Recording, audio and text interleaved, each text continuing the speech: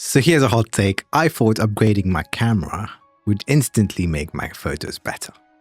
I really believed that moving from the Fujifilm X-M5 to X-E5 was going to take things to the next level, you know? But a few months later, I've got to be honest with myself. I didn't need the upgrade. And in fact, I kind of regret it. Now, before we dive in, I just want to say this channel is going to be about my journey as I grow as a photographer.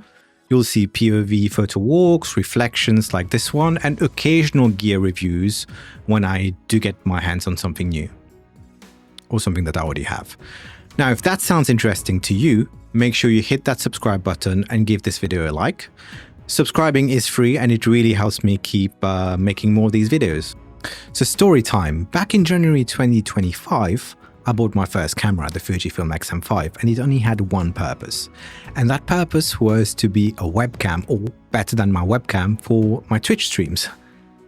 While I was waiting for the other components to come or to get the funds to buy them, which is like the capture card, the tripod or the holder and the dummy battery, I decided why not mess about with the camera in the meantime. That little experiment turned into something way bigger than I expected. Now, for those wondering, I never got into photography before. I've used my iPhone forever, but mainly for calls, for games, and when I was taking photos, it was very rarely. I think the last time I took photos before getting a camera was in 2022. That was for a holiday. But prior to that, I usually never take photos. There's no photos of myself. And whenever I use the video function, it's usually to record either salsa dancers or birthdays. That's about it. So you can tell how different it was having an actual camera. So as soon as I took the X-M5 out of the box, I felt like a little kid on a Christmas morning. I was so giddy, so happy, you know, my shiny new toy. I grabbed the SD card and I was like, okay, I need to dial in the settings. I didn't want to shoot automatic straight away, or I didn't want to shoot automatic at all. I wanted to get into the nitty-gritty and learn how the manual system worked. So I needed to get these settings from somewhere. So I went on YouTube and found this guy called Hirokemi. Sorry if I'm butchering your name. I'll put the link down in the description. He had one of these POV about a street photography video in the rain. We're using the X-M5, and that completely inspired me. I remember looking at the photos he captured and thinking, I want to do that. This video sent me down the rabbit hole. I was looking at everything I could find on the internet.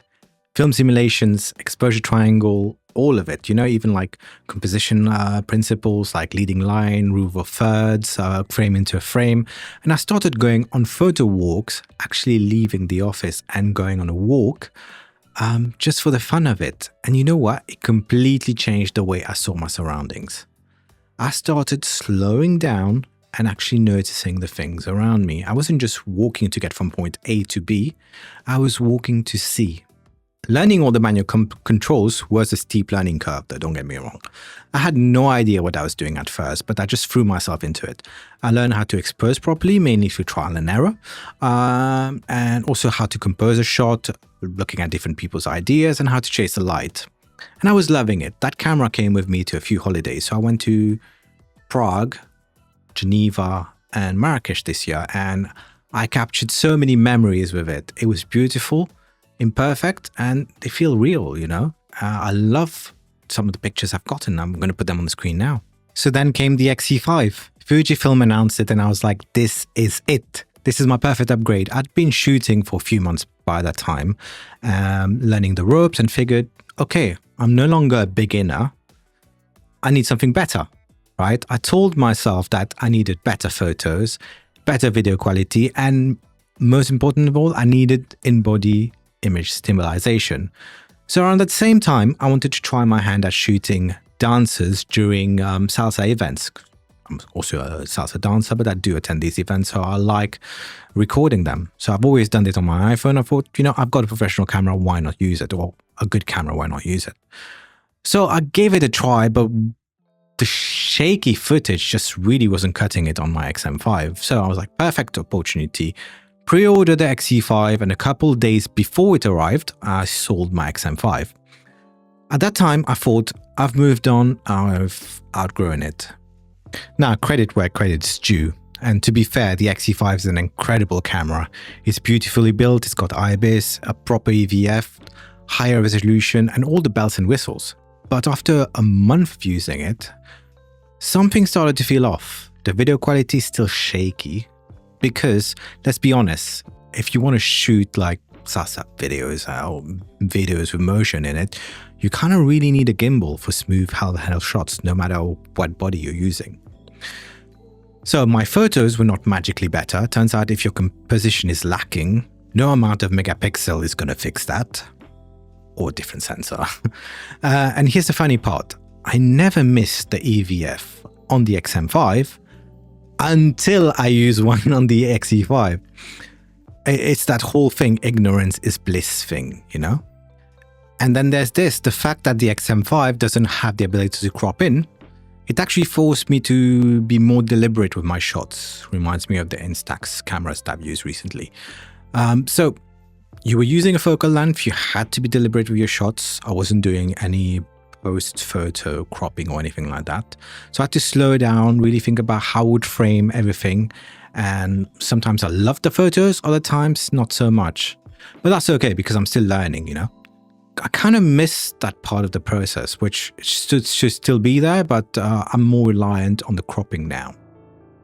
And by the way, if you want to hear more about my hands-on experience with the X-E5, I will put it here on the top right corner.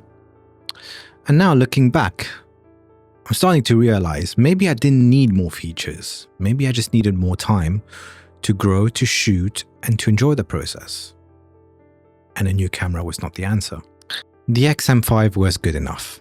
More than good enough. It had everything I needed to learn the ropes and actually fall in love with photography.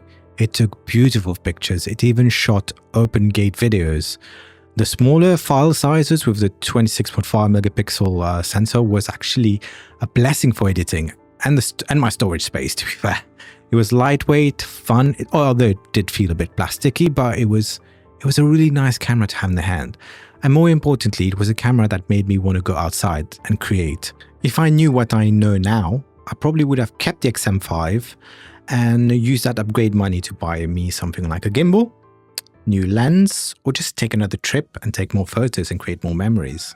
And that's not me dissing the X-E5 at all. I even got it customized this weekend at Fujifilm, which I really like how it turned out, but I still do miss my X-M5. So yeah, this is definitely not a review. It's more of a reflection.